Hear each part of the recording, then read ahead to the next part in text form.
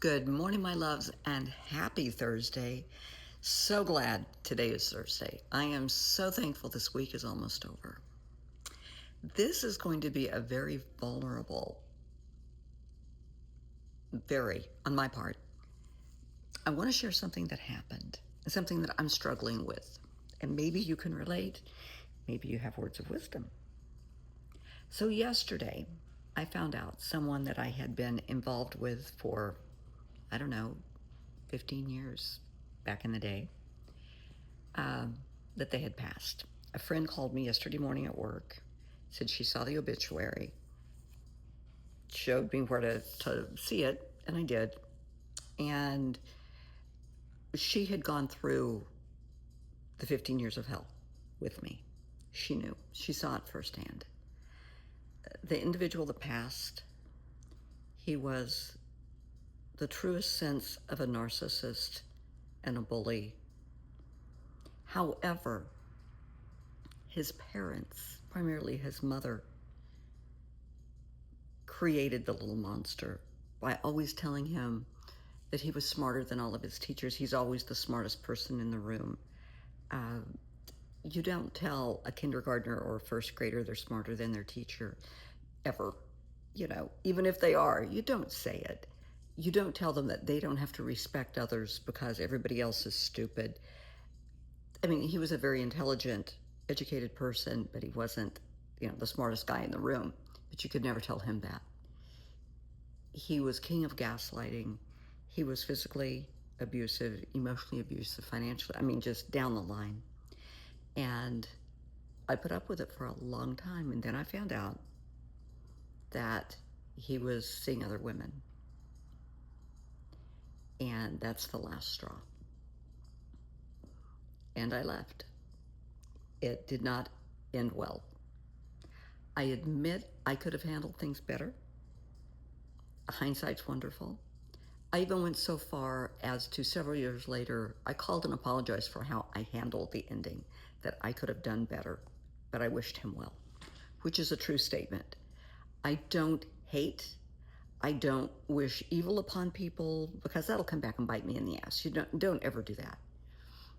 But God will take care of it. Karma does exist.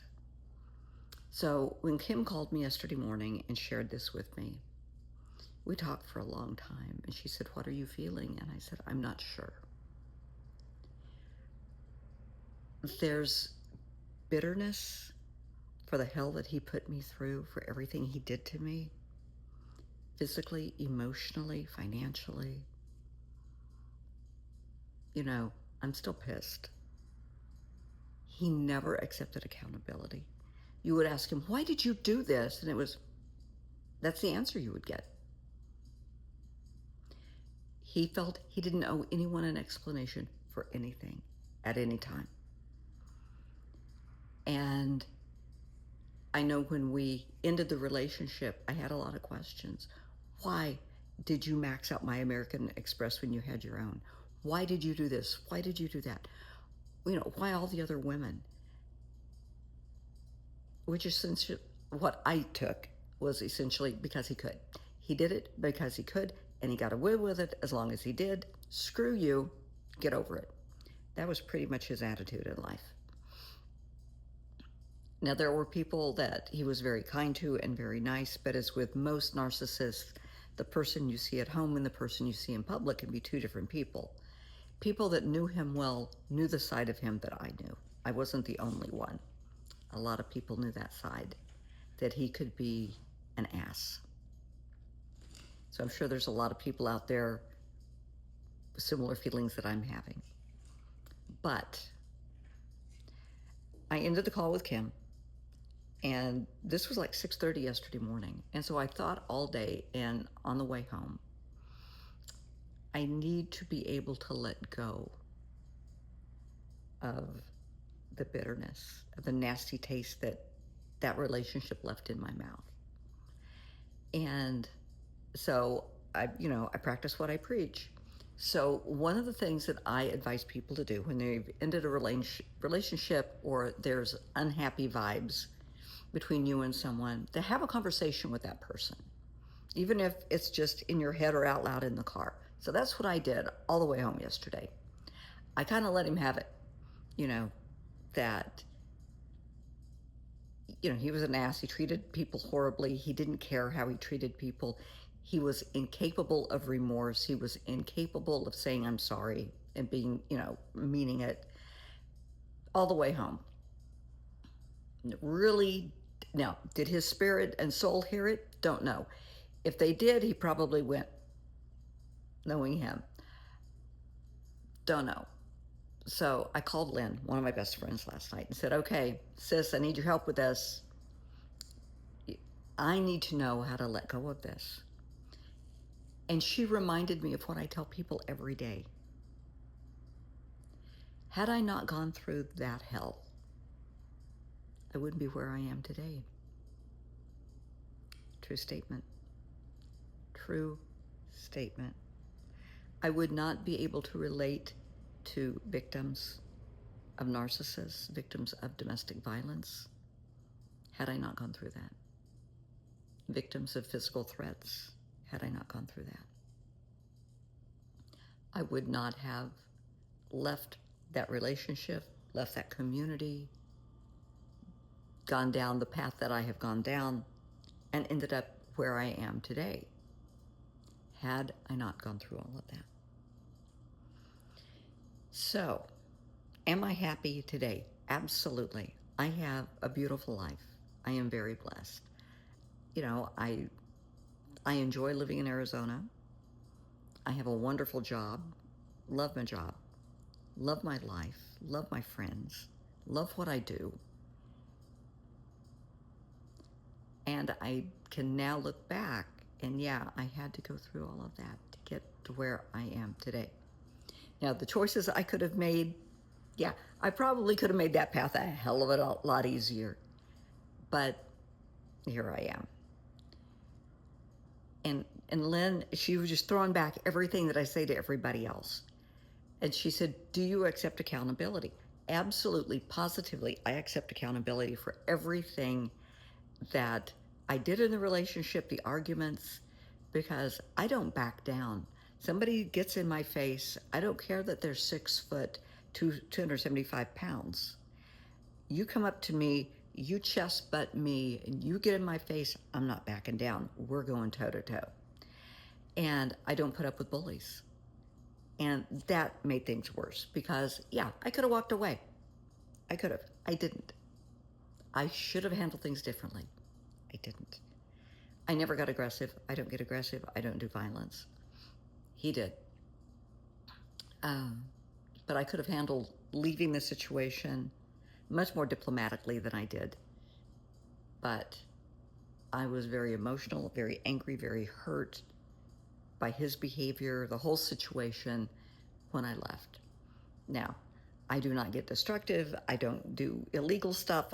No, it was just mean things that I said when I left that he probably could have cared less one way or the other. But I should have handled it differently. Am I glad I left? Absolutely, positively. I just should have done it differently. I accept accountability for my life. You have to. You have to. In order to grow, in order to move forward in life, you have to accept accountability for your actions, inactions, your attitudes, your behaviors, and the consequences. Some consequences are good, some are bad. I left that horrific relationship, and it was hard. I mean, it was not an easy path because we had a very good income we both made money, and it was very comfortable lifestyle. I left. It wasn't. It was just me. It was hard for a while, and that's okay because I made it. I, had other relationships since then. They, some were still friends and some didn't work out and we're not friends, whatever. Bottom line, I'm where I am today. And I'm happy and I'm whole and I'm healthy. I am healthy physically, mentally, emotionally, and spiritually. I'm very grounded. And I'm being very honest with you in all of this. but I just need to find a way to get the taste of bitterness out of my mouth. So, of course, I pray about it. Did that last night. Already prayed about it this morning. And it will happen. And like Lynn reminded me last night, she said, you're always telling everybody it takes as long as it takes. I know, I just don't like to hear my own words thrown back at me. So I know it's going to take some time. And, he is dealing with karma right now. Because in my belief system, when you die, when you cross over and you go to heaven, or whatever you believe in, there's a meeting, a sit down with God, with Christ, whomever. And you review your life. I genuinely believe this. As a psychic medium, I have seen this. As a healer, I believe this. You sit down.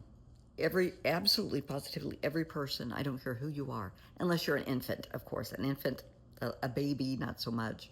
A toddler, not so much. But you sit down and you review your life. And it's like a movie. And God will stop it and say, okay, what were you thinking at this time? Maybe you saved somebody from a burning building. What were you thinking when you ran in there? And you give them the honest answer. I mean, you cannot bullshit God. He already knows the answer. He just wants to hear your side. And then maybe it'll fast forward a little bit to a scene where you were really a rat to somebody. You were a stinker. What in the hell were you thinking? What? Why did you do this to them?